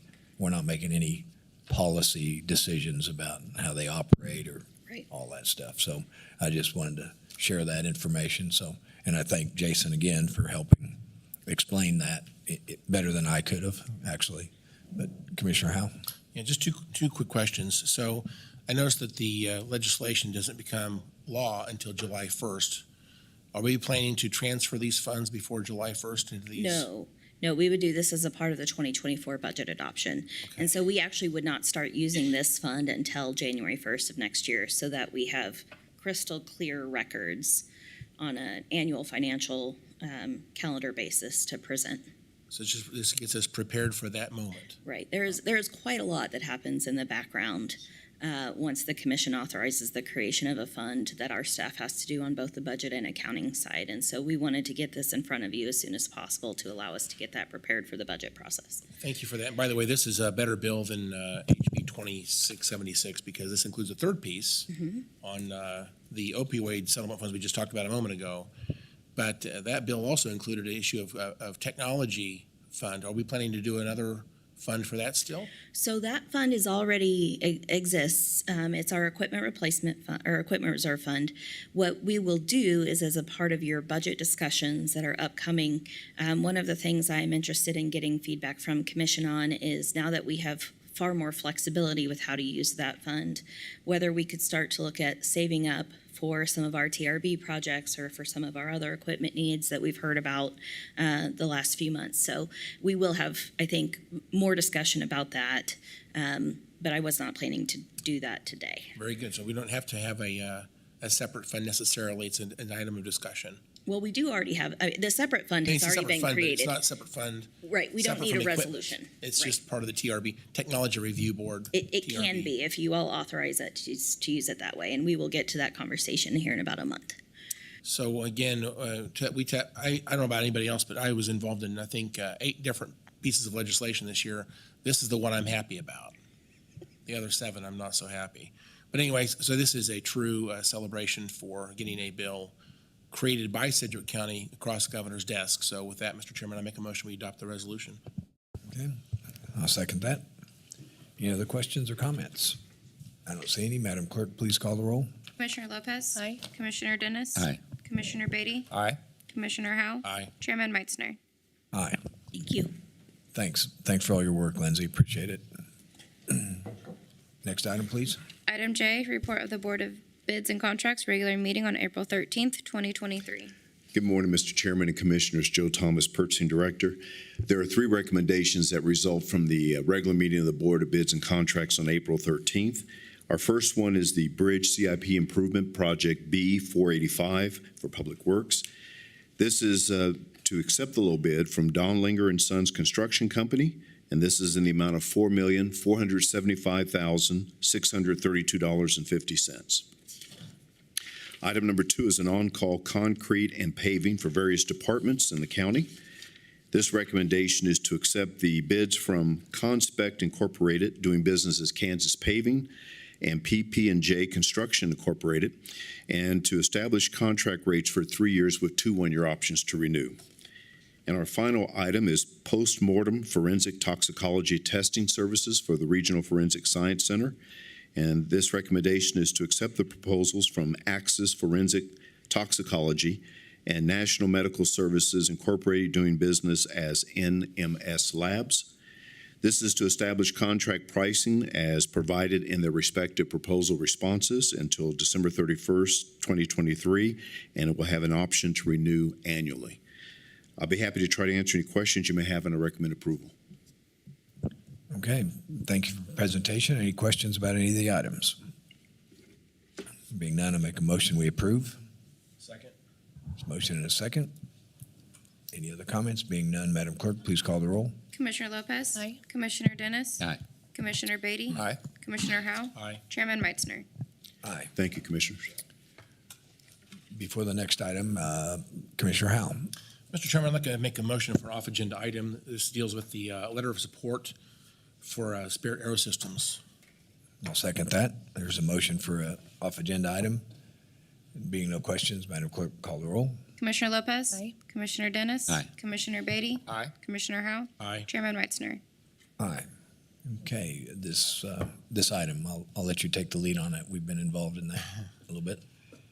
Well, I just wanted to show support to Spirit Aerosystems. They are looking for us to be vocal in helping them with the project that they're involved in. And this letter, I don't know if we should read the letter today, Mr. Chairman. Is this not in the Well, It's a fairly long letter. Yeah, it's a little long. So it'll be available to the public through we can put it online, so online. Okay, very good. Yeah, It's a- it's and you a can bit of a- summarize it. Basically, it's a letter of support, as you've said, for what they're doing. Well, yeah, there's a bolded section here at the beginning. I think this kind of summarizes the entire thing. It says, "We write to you to urge your support." This is to David Toland, our Secretary of Commerce.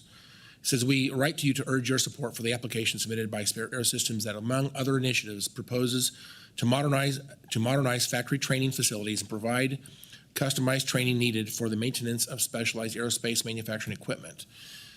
You know, Spirit has very, very highly technological processes. To find people who can do those jobs is very difficult. And so I think this is a step in helping them get the people that they need. This is a workforce development initiative. The Secretary of Commerce clearly would have, I think, an interest in seeing people get that type of training and fill these positions that come available once periodically. So, Mr. Chairman, I've read this letter. I don't see any concerns. I think this letter is very well written. I commend those who drafted this. I think it's very appropriate that Sedgwick County shows our support to Spirit Air Systems and their request to the Department of Commerce. And so, Mr. Chairman, I would make a motion at the appropriate time. Okay, and I would just also add that this by no means is in, Spirit's been a great partner with WSU Tech along with Textron on aviation training, and this is it's separate from that, but it is no conflict at all. It's in cooperation with an advanced part of WSU Tech training that goes on all the time, so certification. Any other questions? I don't see any. You want to make a motion? Yes, sir. I would make we have a draft letter here. All the commissioners have a copy. It's been on your desk since this meeting began, and so I think we've all had a chance to review this. And Mr. Chairman, I think I'd like to make a motion. We would approve this draft letter and make this official and have this signed today by all 5 commissioners. And actually, I do have one question. There is a date at the top. It says April 21st. I don't know if we should change that to today's date. I don't know if there's a reason for it to be the 21st. I don't know about that, but we'll check on that, sir. We might change the date. I believe the date could be today, and I would probably prefer that. But anyway, my motion today is to approve the letter as drafted and to have 5 commissioners sign the letter and submit this to Department of Commerce on behalf of Spirit Air Systems. I'll second that. Any other questions? Being none, Madam Clerk, please call the roll. Commissioner Lopez? Aye. Commissioner Dennis? Aye. Commissioner Beatty? Aye. Commissioner Howell? Aye. Chairman Meitzner? Aye. Thank you, and thanks for the work with Spirit and staff on this letter. It's a nice one. Okay. Next item, please. Consent agenda? Mr. Manager. Good morning, Chairman and Commission. Tom Stolz, County Manager's Office. Recommending approval today of consent items K through double letter AE. I want to call out items W and X only because of the dollar amounts. These are renewals of grants from the state of Kansas. Item W is a consideration of renewal of a grant in the amount of $5,677,218.86 for community corrections adult programs. Item X is a similar renewal of a grant for the Juvenile Justice Comprehensive Grant Plan of about $7.5 million. So I just want to call those out to the public due to the size of those numbers. I think I'd ask that you approve these consent items today. Okay. We have consent items K through, what do we have? AE? It's K through AE. Okay. I'll make a motion. We approve items K through AE. Second. There's a motion and a second. Madam Clerk? Okay. No other comments? Madam Clerk, please call the roll. Commissioner Lopez? Aye. Commissioner Dennis? Aye. Commissioner Beatty? Aye. Commissioner Howell? Aye. Chairman Meitzner? Aye. Motion carries. Next item, please. Legislative issues? I understand that we're not having a legislative update. We didn't have a meeting, and we talked a little bit about some legislation, but there's no need to. Just saying. One comment on legislation. Mr. Chairman, I just want to make a clarification that the legislature does go back into session next Wednesday. So a week from today, they'll be back in session and be working on additional conference committee reports, and who knows what will happen. But I guess by our next meeting, things will be moving very quickly, and I think they plan to be done before May 1st. That's the plan. I don't know if they're going to make that, but there's a lot of legislation still out there. So if we're not, if we don't speak to that I guess as independent commissioners this week before next Wednesday, we may not have a chance. So by next Wednesday, I may be a little bit late to lobby for any changes in what they're doing this year. So just want to make that point. Thank you, Chairman. Okay, thank you. No other questions or comments on legislative that I see, so we will move to the next item, please. Committee reports. Committee reports. Anybody have anything to report on the committees? Commissioner Dennis. Thank you, Mr. Chairman. I appreciate it. As far as committee reports, tomorrow night we're going to go to the Chamber Honors Night, and one of the honorees is going to be the Sedgwick County Zoo. There is very nice video that will be presented at that time, so I look forward to. We had Gail Malone is going to be in it, along with a couple other individuals. So I want to congratulate the Sedgwick County Zoo again for that honor.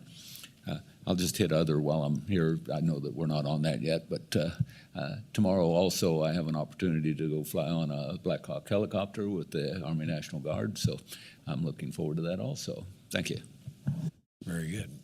Are you the only one flying on that, or is there somebody else doing that? I was going to, but I had a conflict, which I'm really sad about because I really wanted to do it. And I had a conflict too that I can't make it, but I'm glad you're doing it. I'm going to come out there and look around, but watch around. So anyway, any other committee reports? So I don't see anything. Next item, please. Other. We kind of covered other unless there's something else. Oh, let me just suggest or make a comment that I went this morning. City of Wichita was hosting the Greater Wichita Housing Conference. They're at Century 2. It's a group of a lot of people addressing housing, mainly homeless, and this continuum of care and whatever you call it, to something to zero. I did meet Julia Orlando, who is the person that's been very successful at the county, a county in New Jersey. She's in town, and I did find out that she is been hired she got a contract with KDADS for 2 to 3 years to help solve homelessness in the state, and including Wichita. And she was talking county to me, and I tried to tell her I think the city has kind of taken the lead on some housing, but this conference is going on today, and it looks to be fairly interesting. I know that Tim Kaufman has sent a couple of people over to be there and attend. There's a lot of sessions that are related, including hot team and things like that. And vouchers, and landlords that provide housing. So it's kind of it looks like it's another positive step in trying to address the homelessness. And but I do believe that this Julia Orlando will be in our future. Tim and manager will let us introduce to her what role. I tried to explain we all try to drive in the lanes we're supposed to drive in to complement whatever the end goal is. So that was going on this morning. It's going on all day. I've got a copy of the agenda if anybody wants to see that. Okay, that was my other. Anything else under other? I don't see any. So next item. Executive session. We have an executive session.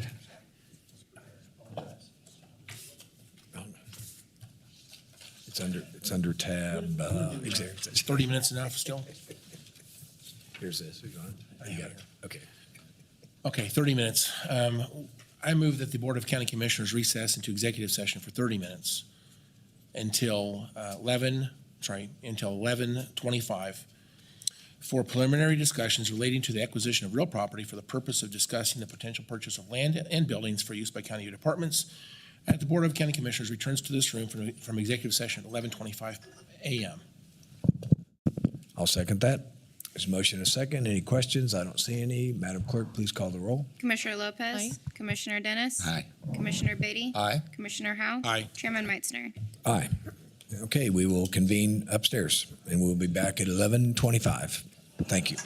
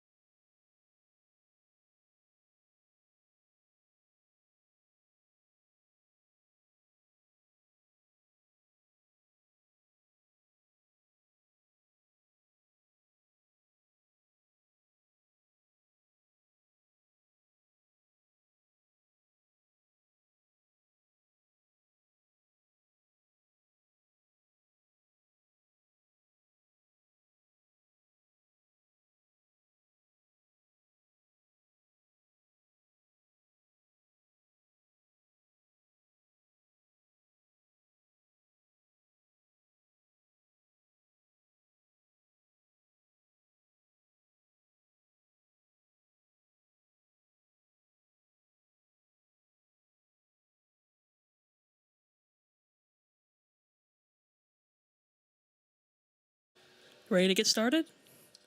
I don't think they're on. Oh, you ready?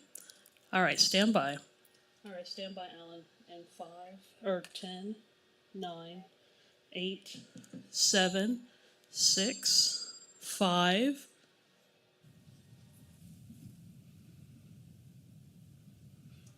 Okay, everybody, we have returned from executive session. Apologies for being about a minute late, but we have returned. And is there no action was taken?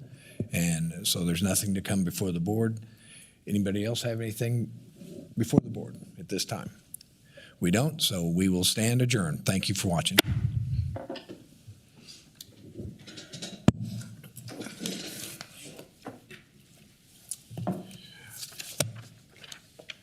Madam Clerk, for the record, do you need that?